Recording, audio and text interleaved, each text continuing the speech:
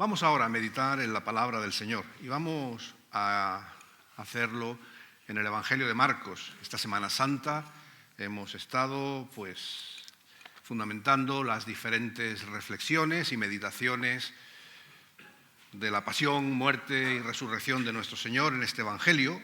Y hoy vamos a continuar reflexionando en este capítulo 16, versículos 1 al 14. Marcos 16, 1 al 14, y dice la palabra del Señor: cuando pasó el día de reposo, María Magdalena, María la madre de Jacobo y Salomé compraron especias aromáticas para ir a ungirle. Y muy de mañana, el primer día de la semana, vinieron al sepulcro ya salido el sol. Pero decían entre sí: ¿quién nos removerá la piedra de la entrada del sepulcro? Pero cuando miraron, vieron removida la piedra, que era muy grande. Y cuando entraron en el sepulcro, vieron a un joven sentado al lado derecho, cubierto de una larga ropa blanca, y se espantaron.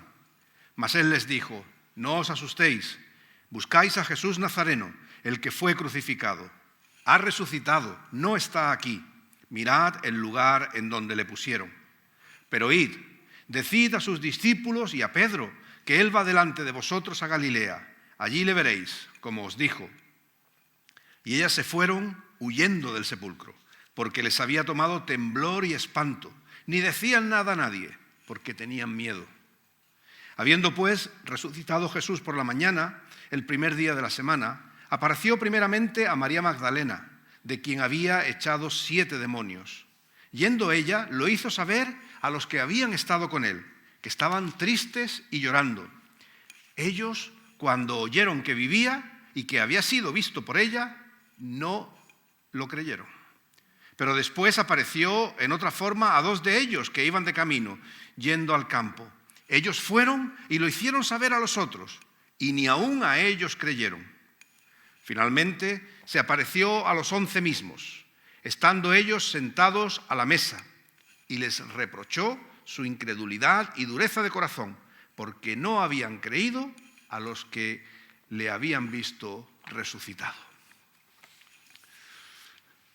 Este año estaba pensando y parecía como que estuviéramos en cierta medida indultando a algunos de los personajes más, con menos favor de los que recordamos en Semana Santa, ¿verdad? En Viernes Santo reflexionábamos acerca de Judas, el sentido de su beso, que en cierta medida todavía mostraba afecto, respeto, quizás implícita una súplica de perdón, aunque sin duda sabemos que fue con un beso con lo que le traicionó. Y hoy vamos a hablar de Tomás. Bueno, realmente no vamos a hablar de Tomás, pero seguramente va a ser difícil que su historia, el relato que en otros evangelios se nos menciona acerca de él como el que no creyó que Jesús había resucitado, aquel que dijo que hasta que él no pudiera meter sus dedos en las llagas de Jesús, no creería que ha resucitado. Y entonces ya, Tomás ha quedado para la tradición y para la historia como Tomás el incrédulo. Y la verdad es que es fácil ponerle a alguien una etiqueta, ponerle el San Benito, ¿verdad? Y ya, 2000 años después todavía sigue, y es difícil de quitar. Pero quizás no es del todo justo que nosotros pensemos en Tomás como el incrédulo por el hecho de haber querido poner sus dedos en las heridas de Jesús y no creer hasta que lo viera. Es verdad que eso, el propio Señor Jesús dice que es incredulidad, pero lo interesante y lo que nos debe llevar a reflexionar a todos nosotros es que no fue Tomás el único incrédulo en este tiempo. De hecho, yo casi me atrevo a preguntaros, ¿recordáis un solo personaje que sin haber visto al Cristo resucitado en ese día, primer día de la semana, tercero después de su crucifixión, uno solo que creyera que Jesús iba a resucitar? ¿Que Jesús estaba vivo? Ninguno. Nadie de los discípulos, de los apóstoles, al tercer día estaba con el convencimiento, con la expectativa de decir, a ver por dónde aparece, a ver cuándo llega. El texto nos dice que estaban entristecidos todos, que estaban llorando. En definitiva, todos estaban como Tomás. No se creían que Jesús habría de resucitar. Hemos leído en este capítulo 16 que María Magdalena, María la madre de Jacobo, Salomé también, fueron las primeras en saber que Jesús había resucitado. Pero ellas estaban tan fuera de esa idea de que Jesús habría de resucitar, que nos dice el texto que se espantaron. Es decir, no se llenaron de gozo al ver al Cristo vivo, porque no se lo esperaban. Casi se espantaron como, permitidme la licencia, como el que ve un fantasma.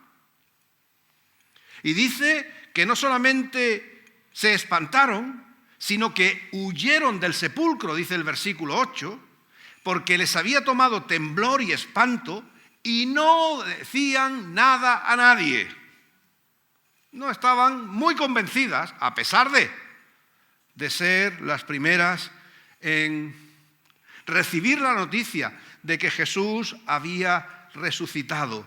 En ellas no había mucha convicción, había más bien incredulidad, porque si hubieran estado convencidas, ¿cómo callarte algo tan grande? Después, en los versículos 10 y 11, se nos habla de Salomé, que a ella se le aparece el Señor Jesús y cuando lo cuenta, dice el texto, a los que habían estado con él, es decir, a sus cercanos, a los que le habían escuchado anunciar que habría de resucitar, y cuando ella va a ellos, los encuentra, dice que estaban tristes y llorando, y tristes y llorando los deja, porque tampoco se lo creen. Y finalmente, cuando Jesús, según el versículo 13, aparece a otros dos de sus discípulos, dice que fueron estos dos que ya habían visto a Jesús a compartirlo con otros, y dice que ni aún ellos creyeron. Fueron a los demás y ninguno les creyó. ¿Cuántos Tomases, verdad? Ninguno de los discípulos fue más creyente que Tomás. Todos creyeron únicamente cuando vieron. Ninguno creyó en la resurrección de Jesús por medio de sus testigos. Ninguno, en definitiva, creyó mucho más que Tomás. Y nos surge la pregunta, ¿verdad? ¿Por qué no creyeron? Cuando ellos habían escuchado al propio Señor Jesús decir que iba a resucitar. En el propio Evangelio de Marcos, en el capítulo 8, versículos 31 y 32, leemos: y comenzó a enseñarles, que le era necesario al Hijo del Hombre padecer mucho y ser desechado por los ancianos, por los principales sacerdotes y por los escribas, y ser muerto y resucitar después de 3 días. Se lo había dicho, los había avisado. Y fijaros qué frase viene después. Esto les decía claramente. Es decir, ay Señor, es que no lo entendimos. No, esto les decía claramente. Pero solo los discípulos escucharon lo que quisieron escuchar. Y tristemente, lo que escucharon de esas palabras premonitorias de Jesús fue acerca de su muerte. Porque cuando Jesús le dice todo esto, que habría de sufrir, de ser muerto y resucitar al tercer día, ¿qué es lo que sucede? Pues no empezaron a celebrar, vas a vivir, Señor, la muerte no te va a derrotar. No, esas no fueron las palabras, sino que Pedro agarra a Jesús e intenta reconvenirle. Y le dice: Señor, esto a ti no te puede pasar, a ti no te pueden matar. Eso es todo lo que Pedro, y siempre portavoz del grupo, eso es todo lo que fueron capaces de escuchar. Habían oído a Jesús, habían escuchado sus palabras, pero solo se habían quedado con el anuncio de su muerte. Y por eso, cuando ésta sucedió, los encontramos lógicamente tristes, los encontramos abatidos. No le creyeron cuando dijo que resucitaría al tercer día. Y claro, estos eran los que estaban allí. Los que habían estado, por lo menos los 12, ya Judas en este contexto no está presente, ¿verdad? Por lo menos los 11, habían pasado 3 años intensos con él. Le habían escuchado predicar del reino de Dios. Habían visto el poder de Dios con total claridad, obrando en medio del pueblo, sanando, liberando, alimentando. Ellos tenían pruebas claras de que era el Hijo de Dios y que el propósito de Dios se cumplía en Jesús. Y sin embargo ellos que estuvieron ahí, que lo vieron, no lo creyeron. Uno se pregunta, ¿cuántas veces nosotros no nos pasa igual 2000 años después? ¿Cuántas cosas nosotros nos creemos realmente de lo que escuchamos de la palabra del Señor? Porque en ocasiones decimos que creemos en Jesús. Y no seré yo el que tenga el criterio de cuestionar lo que cada uno cree del Señor. Pero lo cierto es que aun cuando confesamos que Jesús es el Señor de nuestras vidas, vivimos de una forma tal que no está nuestra confianza en aquel que decimos que es nuestro Señor, sino que vivimos de manera que únicamente lo que yo pueda hacer, lo que esté a mi mano, eso es lo que sucede. Lo que yo pueda solucionar, eso entonces es lo que pasa. Y lo que yo no puedo resolver, entonces eso no pasa. Limitamos ese concepto de que creemos en el Dios de todo poder que levantó a Jesús de los muertos y lo limitamos a nuestras propias capacidades mentales, a nuestras propias perspectivas, a nuestras propias maneras de mirar la vida. Si recordamos, el viernes en el estudio bíblico hablábamos de Ageo y el Señor les tiene que decir, sois mi pueblo, pero tenéis toda vuestra vida enfocada en vosotros, en lo que controláis, en haceros vuestras casas, en construir, en edificar y demás. Dice, pero os olvidáis de mí. ¿Y qué pasa? Dice que trabajáis y nunca tenéis bastante. Que os esforzáis y todo lo que ganáis cae en saco roto. Porque estáis construyendo vuestras vidas de manera equivocada. O al menos de manera incompleta. Porque no estáis poniendo al Señor en primer lugar, porque no estáis creyendo al Señor en todas las áreas de vuestra vida, sino que todo lo medimos conforme a lo que nosotros podemos hacer o a lo que nosotros nos parece lógico. Es triste, pero muchas veces los cristianos no nos sentimos seguros confiando en Dios. Nos sentimos más seguros en lo que nosotros podemos controlar.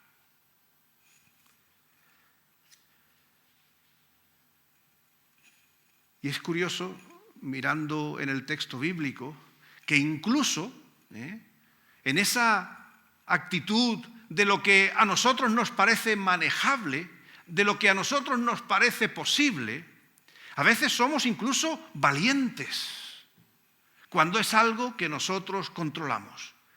¿Recordáis quién fue el que pidió el cuerpo de Jesús para enterrarlo? ¿Quién era?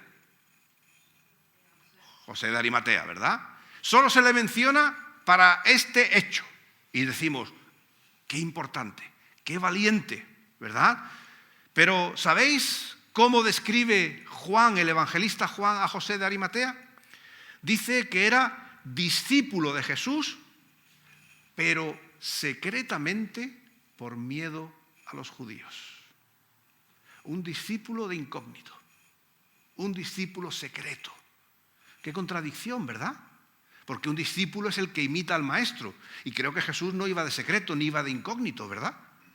Pero José de Arimatea era discípulo secretamente por miedo de los judíos. Pero de repente, cuando Jesús es muerto, le da un arrebato de valentía y va al propio Pilato a pedir el cuerpo de Jesús. Lo que no había hecho con Jesús en vida, ahora da ese paso al frente. Todos los judíos sabrían que él había pedido el cuerpo de Jesús y sin duda fue un paso valiente, porque Pilato podía haberle preguntado: tú también eres uno de ellos, tú también eres uno de esos sediciosos que seguís al que se proclama rey de los judíos.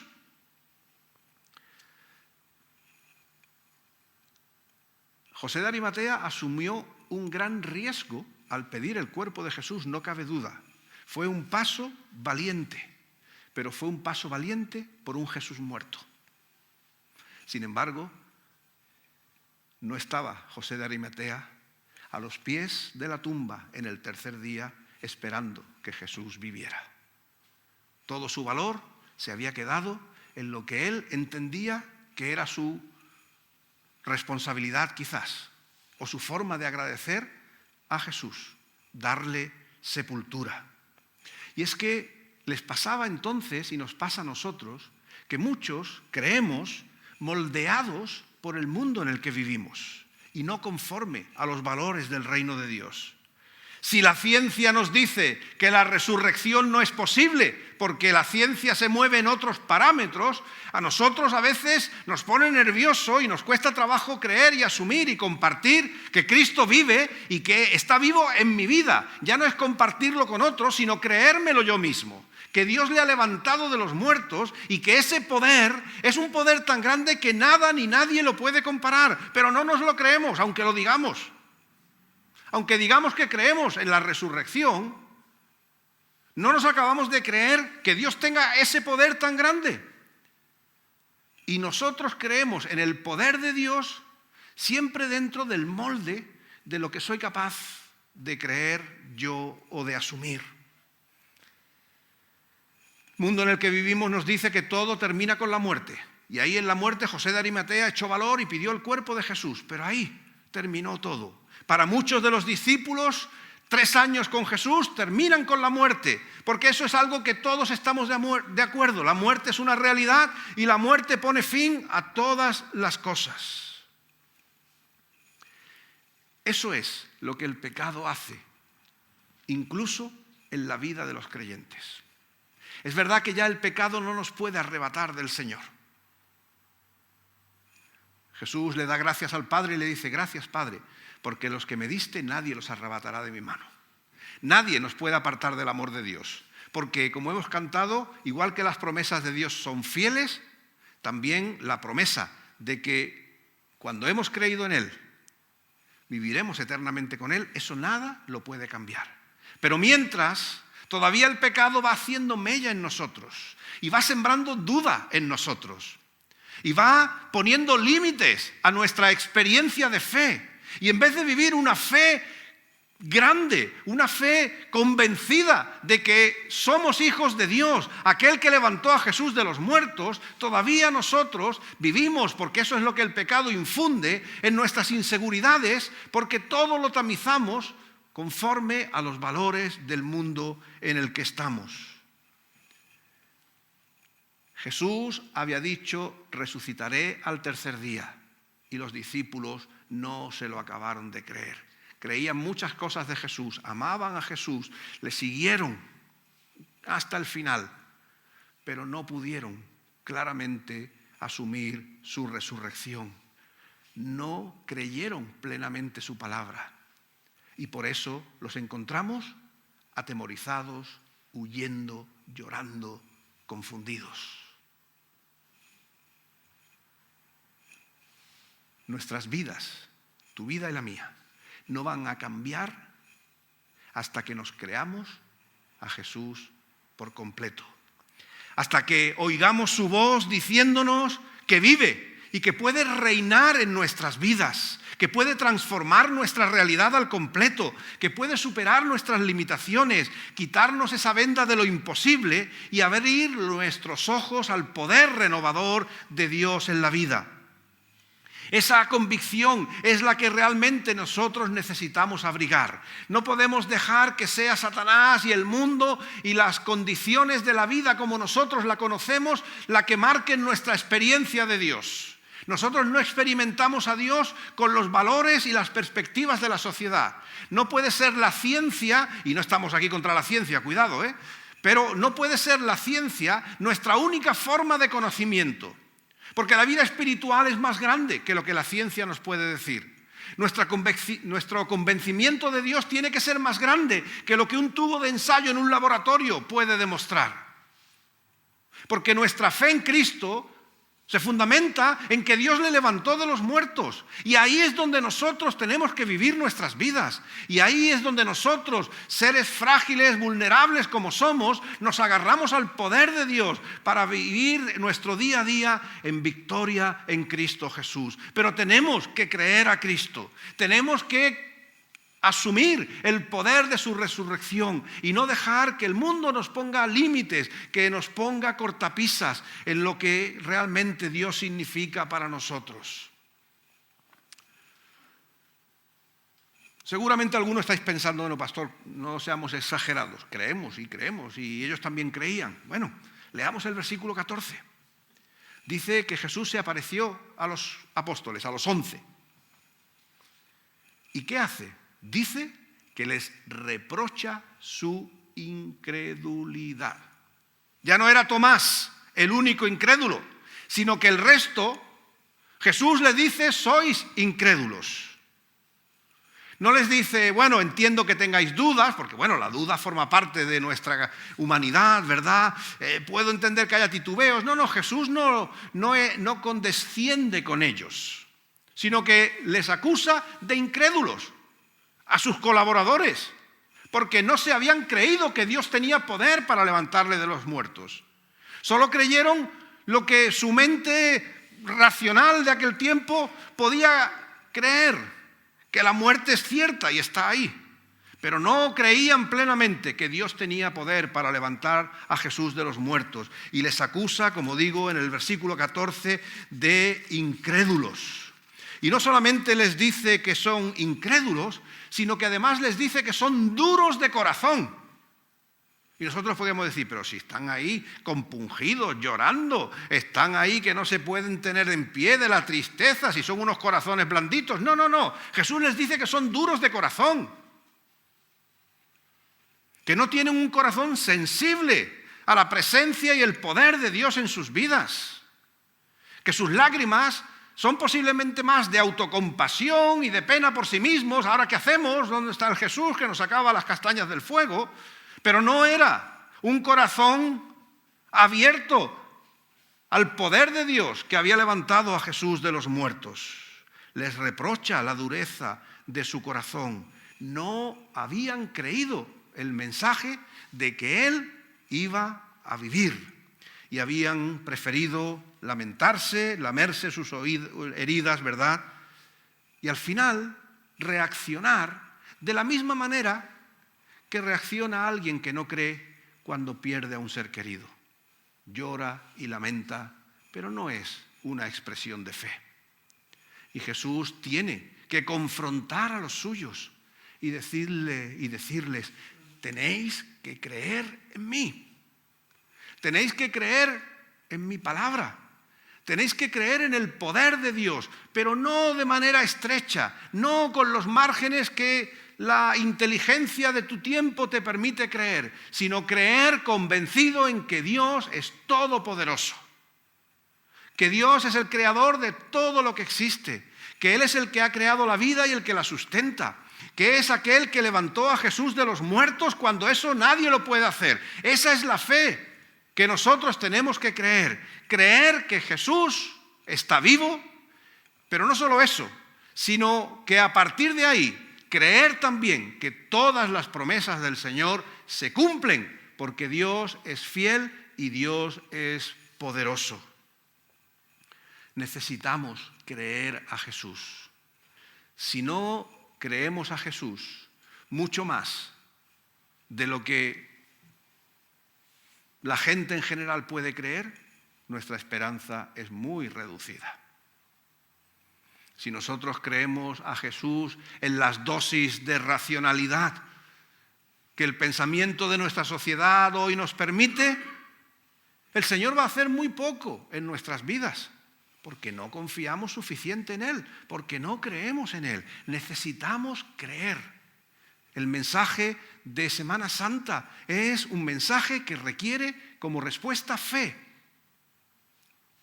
Creer que Dios levantó a Jesús de los muertos. Y casi podríamos decir, creerlo incluso antes de que pasara. Nosotros no tenemos esa posibilidad, ¿verdad? Pero esa es la fe que Jesús espera de nosotros. Que le creamos a Él y no esperemos a ver y tocar para entonces creer.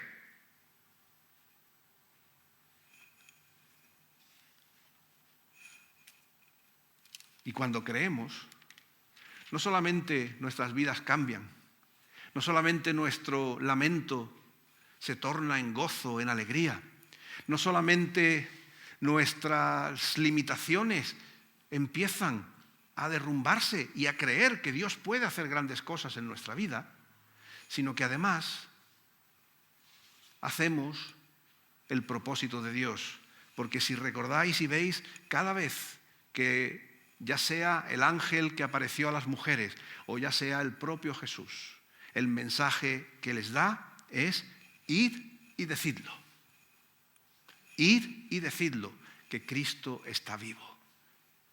Necesitamos creer que Cristo vive, porque eso es lo pertinente para nuestras vidas, porque ahí es donde hay bendición y porque cuando creemos que Cristo vive de verdad, entonces es cuando le compartimos. Cuando creemos que de verdad Cristo está vivo y es el poder de Dios para transformar situaciones, entonces podemos decirle al necesitado: confía en Jesús, porque tú te lo crees y entonces lo puedes decir. Por eso le puedes decir al enfermo: confía en el Señor, porque tú te lo crees y por eso lo dices. Al que está pasando necesidad le dices: confía en Jesús, porque tú te lo crees primero y entonces lo dices. Pero cuando no te lo crees, o te lo crees con la boquita pequeña, como le pasaba a muchos de estos discípulos, entonces lo que pasa es que a veces el espanto nos llega, nos toma temblor y no decimos nada a nadie.